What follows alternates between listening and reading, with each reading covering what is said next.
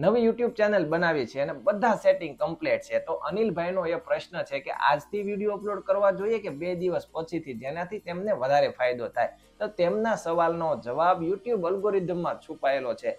YouTube algorithm time કરતાં consistency અને એક્ટિવિટીને વધારે મહત્વ આપે છે. તેમનો હું ડિટેલમાં જવાબ આપું એ પહેલા, જો તમારી યુટ્યુબ ચેનલ કમ્પ્લીટ રેડી છે અને તમે પરફેક્ટ ટાઈમની રાહ જોઈ રહ્યા છો, તો એ તમારી સૌથી મોટી મિસ્ટેક છે. જ્યાં સુધી તમે વિડીયો અપલોડ કરવાનું શરૂ નહીં કરો ત્યાં સુધી તમારી યુટ્યુબ ચેનલમાં ડેટા કલેક્ટ થવાનું શરૂ નહીં થાય. એ તમને સમજાવું. જ્યારે તમે વિડીયો અપલોડ કન્સિસ્ટન્સી સાથે એક સ્પેસિફિક વિષય સાથે કરો છો, તો એ વિષયની જે રિલેટેડ ઓડિયન્સ અથવા તો રસ ધરાવતી ઓડિયન્સ છે, એ તમારો વિડીયો જોશે એટલે વોચ ટાઈમ આવશે, તેમનું એન્ગેજમેન્ટ આવશે. એન્ગેજમેન્ટ એટલે કે લાઇક, શેર અને કોમેન્ટ કરશે.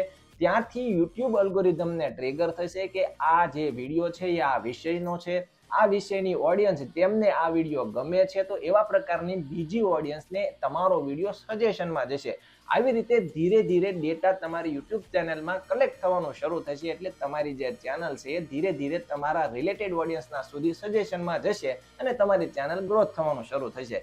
તો એક કહેવત છે કે remember, done better than perfection. મતલબ કે જે પણ બનાવો શરૂ કરો, પરફેક્શન કરતાં શરૂ કરવું ને એ મહત્વનું છે.